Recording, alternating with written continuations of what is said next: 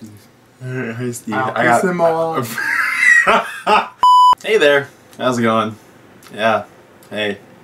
So, this is Matt and Jerva, Busted Couch. We are here to talk about The Hobbit. It's a pretty sweet movie. It's not a disappointment like I thought it was going to be. Yeah, I went in with tempered expectations because a lot I'd heard was it was okay, but I mean compared to the other ones, it wasn't amazing. It was pretty awesome.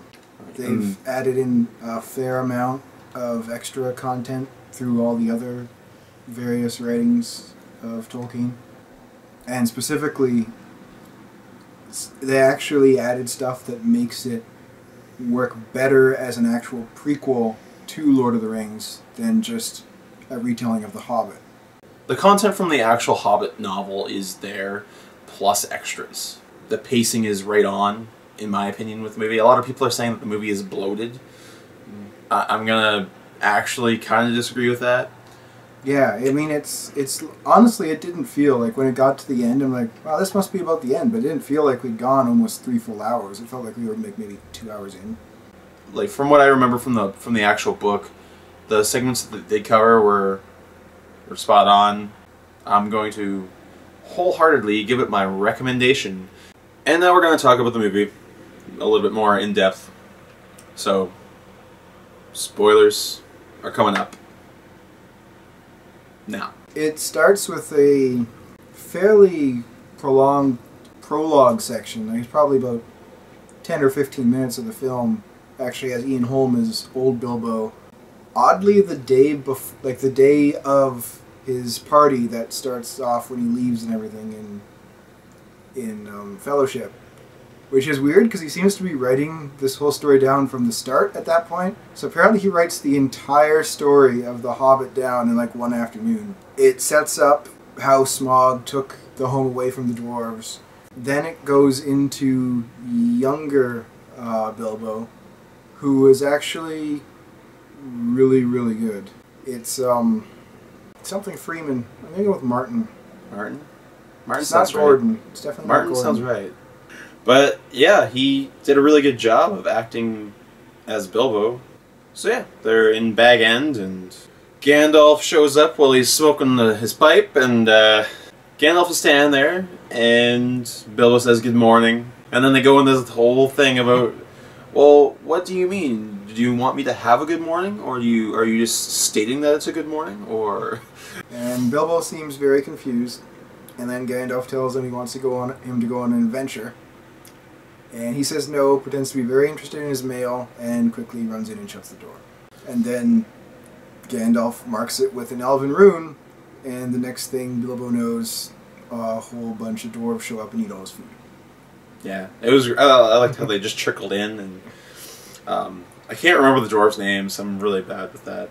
No, there's Thorin and there's Balin, and then there's all the other ones. And it was great because like the first one, like Bilbo like literally just sits down and he's like, "Oh, I'm about to enjoy my fish," and then like the doorbell goes off and he's like, So he goes and he answers it, and there's a dwarf there, and he's like, "Yes." He's like, "Good evening." He's like, "Yes, yes it is." And then he just like comes in and just fucking eats his supper.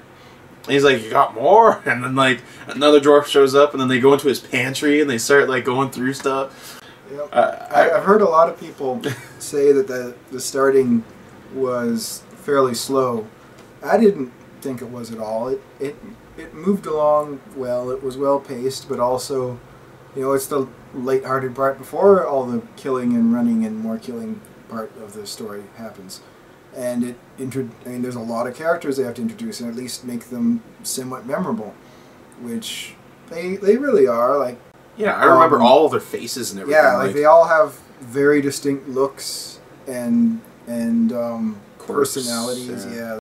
While they're partying and all that stuff, they're still waiting for Thorin to show up, and Bilbo's running around the house in a panic, and he's just he goes into his pantry and sees that there's no more food left, and like it was I really liked the lighthearted aspect of it. They handled that well, in my opinion. I mean, it is The Hobbit. It's it's by nature a much more lighthearted story. Yeah. Because it's not the entire fate of the world and in a horrible darkness is about to consume everything story. It's, I mean, sure, they're going to go fight a dragon, but comparatively, it's pretty light stuff. But anyway, so all the he flat out he refuses, and then Gandalf tries to talk him into it, and then he refuses again, goes to bed, and wakes up, and all the dwarves have gone, and Gandalf's gone, and he's just looking around, and there's this contract that he's supposed to sign. So it's like his insurance and all. There's insurance, adventure insurance, and with dwarves there is. And I left it there just in case.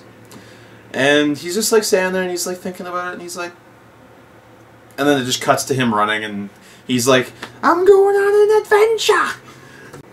So yeah, he catches up with them, and they're on horse, and they give him a tiny horse, and all is well. And so at this point, Bilbo actually asks if there are other wizards, because he doesn't know anything about that, and so Gandalf tells him, like, "Oh yeah, sure, our leader is Saruman, and then there's two blue wizards. Can't remember their names because I'm pretty sure they're never actually mentioned in the lore. So he's just like, there's something. And then there's me, and then there's Radagast the Brown. And then we actually get a scene of Radagast being delightfully insane with, was it bird shit or fungus on the side of his head? Yeah, I'm pretty sure. I think it's fungus, but yeah, but then I do remember bird shit. He did have those birds living in his head. It could have been bird shit because he has a nest in his hair under his hat, like the guy in Final Fantasy 13. Yeah, and I don't remember him from the book. He wasn't in the Hobbit, was he? No, Radagast was not in the Hobbit. I didn't think so. So he finds like some sick plants, and then he finds a sick hedgehog, and he rushes back to try and get him healthy again. And nothing he's doing is working. He's like, well, it doesn't make any sense unless it was some sort of witchcraft. He's like, oh my god, it is witchcraft. And he pulls out a little glowing stone and sucks the evil out. As something's happening to his house, and there's like roof is breaking, and like things are poking through the doors and everything. But after he sucks the evil out of the hedgehog, it stops, and he goes outside and sees like giant spiders, escaping into the distance, and follows after them on his rabbit sleigh. Yeah. Oh, that thing. And the path leads back to Dol Guldur, and then it gets back to the dwarves. The troll thing. Yeah. That was probably like one of the most memorable things from The Hobbit. Yeah, the trolls were well done. Yeah. I'd like to know how they cleaned Bilbo's suit after that. Yeah. We had a troll sneezed all over him. I almost forgot about that. Yeah, like Bilbo's trying to break that. Completely covered in troll snot. Yeah, he's trying to break the horses out, the ponies or whatever, and then Bilbo's like trying to steal the knife, and then the troll's like, "Oh, I want to sneeze," and he reaches for a handkerchief, but grabs Bilbo, and then just and then like, "Oh my god, what came out of my nose?" And they decide they should eat him, and then all the dwarves show up and they have a big fight. Eventually, the three trolls grab hold of all of Bilbo's limbs, and they're like, "Stop right there and drop your weapons, or we'll tear his arms off." So they do, and that's when they capture them, and they're deciding how to eat them. When Bilbo stands up and is like, "Hey," like, and he basically stalls for time, going over like the way it's like, "No, you gotta skin them first." The other guy's like, "You don't want to skin them first. You want the skins on." Yeah. He's like, "In fact, you don't even need to cook them. Like a nice raw dwarf, that's good." And then he's like, no, not that one. Oh, he's got parasites. He's got terrible parasites. And then keep going on until the sun rises. And then, like, Gandalf, who hadn't been there, like, kind of sneaks up and, like, he's like, "Ha!" Then just cracks a rock and it splits open and the sun shines through the space. And they turn to stone. Outside of that's when they find the cave, the troll cave. Yes, right. And the trolls have a bunch of treasure. Including, this is where they find 3 swords. This is where they find Sting for Bilbo, and this is Goblin Slayer. Goblin Hewer. Yeah, Hewer. Goblin Hewer. Which Thorin takes, and apparently they find Glamdring in there, which I don't remember happening in the book. I think that's different, but I'm not sure. I was just happy that they actually mentioned Glamdring by name, which is Gandalf's sword, if anyone doesn't know that. Because they never mentioned that in Lord of the Rings. That always annoyed me. So yeah, they find that stuff, and then the dwarves are like, well, we shouldn't leave this gold here. Yeah, so they in case someone comes in and finds it before they can return, they like fill up a chest and bury it in there. Like, we're making a deposit. Long-term deposit. And then Radagast shows up and tells Gandalf everything he heard, and there's this necromancer in the woods. Yeah. And he's like, I found this, which is not from the world of the living, and gives him something wrapped up. And he's like, oh my, that's not good. And then wargs, and so they're running from. They're basically being hunted because there's this giant albino orc guy. Basically, there'd been a big war when they first tried to take back Moria and found out, oh, this place is full of orcs. And he was their leader. And he killed the king of the dwarves, who was Thorin's grandfather, and probably killed his father as well. But Thorin managed to cut off his arm, and then he was like dragged back into the cave by the orcs, but they'd managed to fight them off. And Thorin had assumed he died, but he lived, giving himself a weird spiky claw for a hand by shoving a giant piece of metal like just through his arm. It was actually sticking out his elbow. And ever since he's been like, he wants revenge on Thorin, so he's been trying to hunt him down. And now that some orcs have found him, it's actually like a hunting party of orcs specifically going to try and kill Thorin. They attack, and the group runs, and ends up falling in a cave, and then all the orcs are killed by elves. And then they find their way to Rivendell. And Thorin's not really happy about this. No, because he doesn't trust elves. Ever since they turned their back on them? Yeah, when Smaug initially took over their home in the Lonely Mountain, a bunch of elves showed up, and their king was like, nope, not risking that. Off we go.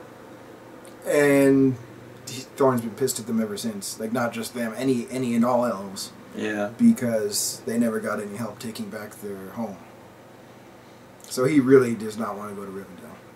But they do. So they get there, and basically the king is gone. But then he comes back because he was the one out there killing the orcs that actually followed them. Gandalf's like, let me do all the talking. Because Thorin, you're a stubborn dwarf, and you're not gonna get anywhere. Yeah. So. And he eventually talks Thorin into giving their map to Elrond, so that he can actually read it and find some clues, because they have the key to a secret back door into the Lonely Mountain, but when a dwarven door is closed, it's completely invisible. And they've specifically found out that if they're standing in the right place at a specific time on a specific day, that it'll become visible. And if not, they'll have to wait a year. And then there's a meeting because Galadriel is there. And then turns out Saruman's there too. God. So Saruman, Gandalf, Galadriel, and Elrond have a meeting about basically in the Wizard universe, apparently Gandalf is the cop on the edge who doesn't play by the rules. Yeah. He is the Riggs of this movie. and Saruman's the angry chief of police. Yeah. So he's like, there is no great villain, because basically he's like, why are you doing this? He's like, well, we don't want any enemy to get hold of this dragon. If that was under his control, that'd be really bad. He's like, there is no enemy. What are you talking about? He's like, well, there's this necromancer. He's like, that's just some dude. No one has real necromancer powers. Come on. He's just a conjurer. Yeah, and he pulls out the thing that's wrapped up and opens it. And it's a sword from Mordor. And it's a Morgul blade. And it was actually the blade of the king, like their leader, the king of Angmar, back in the day. And then, Galadriel and Elrond look at it, and then they like list off all these things like that blade was like buried in this place that no one knows of, that no one can get to, with a bunch of magic protecting it. There's no way it could possibly be back out, like it has to be still down there. This being here is impossible. And of course Sauron's response is like, oh, that's probably just like a fake or something. We know for sure what that is. It could be it's just a sword. Who knows? It's like at this point, I would feel that it's almost safe to assume that Saruman is just already bad. Yep. Like, this is 60 years before the Fellowship, so it's just and it feels like he's already been looking into his little ball, and he's like, oh shit, that dude in there is that's Sauron. That's not good. Maybe if I'm on his side, maybe that'll work out. Yeah. Because honestly, it does feel like he's like completely lying there to just try and get them to not let Gandalf continue to do what he's doing. And of course, Gandalf doesn't play by the rules because he's a cop on the edge. And so he's already made a plan that as he's having this whole conversation, the dwarves have already left Rivendell to continue on their quest. And like this messenger runs in, he's like, oh, Lord Elrond, sir, the dwarves have left. Like I'm assuming then it cuts to them walking, but I'm pretty sure that had it then panned over, they could have had like an angry like Sauron like slam his head like, oh, damn it, damn it, Gandalf. And then there's like my dick off and shoving it up my ass. And then there's the whole like psychic conversation that's going on too. With Galadriel. Yeah. She's just like, you knew? And Gandalf's just like,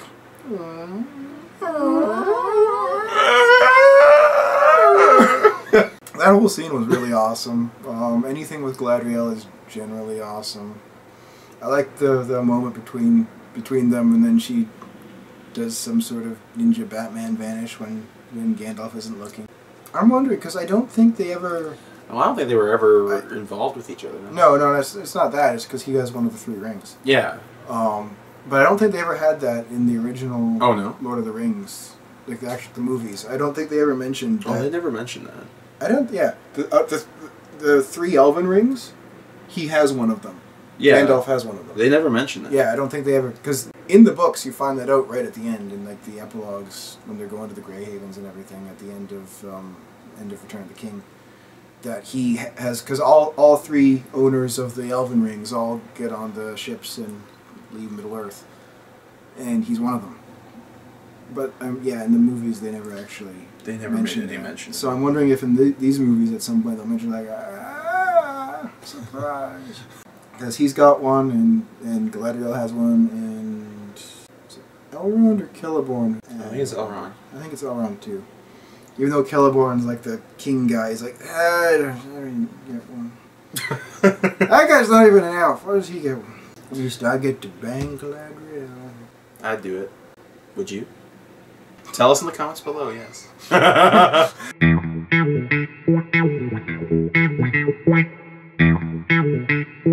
Rock giants fighting in the mountains. They're like walking along like this narrow path along the side of a mountain, and then it starts moving because they're actually like on the shins of a giant, and like another giant is like chucking rocks at that giant's head, and then this other giant gets up and is like, oh yeah, pow! Rock giants. Who would have thought? So anyway, they somehow survive, and they're like, let's go in this cave. Yeah, let's go in this cave. No fire, just lay down and go sleep. Basically, Bilbo's kind of upset at this point because Thorin is... Yeah, Thorin's kind of a dick. Yeah, he's just being a douche. Whenever anyone brings up anything about Bilbo, he's like, he doesn't do anything, he doesn't contribute, and he shouldn't be here. Yeah, he doesn't belong with us. He shouldn't be in this company. He's just going to get himself killed. And anyway, so Bilbo is upset, and while they're asleep, he gets up, packs up, and he's actually like, you know what, I miss home. Screw it. I'm he's just like, actually fuck y'all. The one dwarf is he's just like, where are you going, man? He's like, man, I'm home. Yeah, Thorin's right. Like, I do miss my home, and I should just go. And he's like, this life's not meant for me. Like, I've got my home. You guys don't have one. And the dwarf's like, and he's like, I didn't mean it like that. It's like, I'm sorry. But then the ground below them falls away, and they all go tumbling down a rock slide. It ends up being a trap. Yep. Laid by mountain goblins. So and they end up capturing all the dwarves, But Bilbo gets away using the power of ducking. Yeah, he's just like getting pushed along. Yeah, like in a pile. All of a sudden he realizes. Down, he just and they realizes. Just like walk past. Yeah, no, it's just like he had this moment of clarity. He's just like, wait, no one's bothering to even. Maybe if I just. And he just ducks and like lays on the ground. And they just all walk by, and no one even thinks about anything. And except for there's one goblin. There's one goblin there, and it's just like. And then they have a sword fight. And then they have a really bad fight, and like then they fall down this hole, and basically the rest of the dwarves get like hustled off to the Goblin King, and now we got a riddle in the dark. Yeah, riddle in the dark meets Gollum slash Smeagol, and yeah, it's awesome. It's probably my favorite part of the movie. Like at one point during the riddles, Smeagol pipes up that he knows the answer to the riddle. And then Gollum's like, shut up! I knows it! Shut up! It was the best, like, self-dialogue. I was just like... I really love that character. Yeah, it was really well. It was easily the highlight of the film. Meanwhile, Gandalf shows up, and they have a giant fight. And they kill lots and lots of goblins, and they kill the king. Yep, and then they all meet up at the edge of a cliff, pretty much. Yep. Like they're out in this forest, and they've just managed to run away from goblins. And then orcs show up, and they run away from orcs. It's like out of the frying pan into the fire. They say that, and then they start running, and and they get trapped on the edge of a cliff. I mean, there was a little bit of dialogue at that one point where they like fighting, like finally, there Thorin's there just was like another moment where Thorin once again is like. Because at first, Bilbo's not with them. And Thorin's once again like, we're never going to see him again. He's left. He's gone home because he's no good. He can't stand up to us. And so Bilbo's just like, well, I'm here. Yep. Hey, guys. They're just like, well, where now? And then all of a sudden, wargs and orcs and running and cliff. Yep. Climb the trees. Yep, they're all stuck on a tree, basically. One tree that's like slowly falling off the end of the cliff. The Defiler's there, and he's like, ha ha ha, kill the rest and bring me Thorin. I'm gonna finish him myself. So at that point, Thorin just like screw it, and like does his epic badass slow motion walk off of the tree and like charge at the Defiler. And totally, who's of course riding his giant warg, so it's not exactly a fair one-on-one fight, and he gets his ass kicked. And the Defiler like goes to his lackey, he's like, go cut off his head. And just before he does, Bilbo like jumps him. Yeah, tackles him and stabs him to death. Yeah, he's just on top of him. He's like the orc like rolls with him for a second, and then Bilbo's just like, and then there's a dead orc, and Bilbo's got a fucking notch on his sword. So then the others go to kill him, and then like half the other dwarves have managed to climb off of the tree and run in to save them. Yep. That's when the giant eagles show up because Gandalf's smart and he has nature friends, and he's like, "Oh, butterfly, go get the eagles." That seems to be his big thing. Whenever he's in trouble, he's like, "Go get the big butterfly nearby." There's always the eagles. I think that the butterfly is just always there. Like, it must be. Keep a butterfly with him. Yeah. It's like pull it out. It's like get the eagles. Yeah, the eagles come in, start throwing wargs and orcs off the cliff, and picks them all up, saves them, and then Thorin's unconscious. Everyone's worried about him. They set them down. And of course, the Defiler lives. He's like, curse you. Yeah, so that's not the last we're gonna see of the Defiler. Yep. Of course. And then Thorin wakes up, and at first it seems like he's still all angry at Bilbo. He's like, I said that you were no good. You're just gonna get yourself killed, and coming with us was a horrible idea, and you should just gone home. I was an idiot. I couldn't be more wrong. Hug. And then they look off. It's like, hey, and they can like just in the far distance they can actually see the Lonely Mountain. And then Bilbo's like, you know what? I think the worst is behind us. And then there's like a shot of Smaug waking up. And that's the end. So it was a great movie. Pacing was fine. Each little adventure just building the action, and it was great. And I can't wait for the next one. So go see it. Definitely go see it. Go watch it. If you haven't read the book first. Go see it. I totally recommend it. And that's it. So this is Matt, and this is Jerva with the Buzzing Couch. Definitely leave a comment below, like us, and definitely subscribe to the channel, and have a great night. I just...